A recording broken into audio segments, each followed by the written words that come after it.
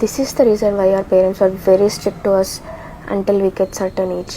Phone లేకుండా they controlled us కొంచెం ఇది వచ్చేంత వరకు. దాని తర్వాత మనకి అర్థమవుతుంది లైక్ హౌ ఈ సొసైటీ అని.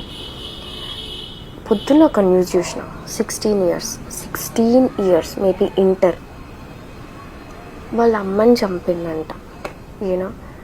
అయితే ఫస్ట్ చున్నీతో ఊరేసి చనిపోలేదని మళ్ళీ వాళ్ళ బాయ్ ఫ్రెండ్ని పిలిచి సుత్తితో తలకి మూతికి చచ్చేంత వరకు కొట్టాడంట వాడు.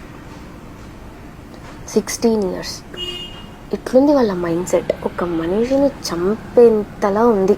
ఏం చూస్తున్నాం మనం సొసైటీలో.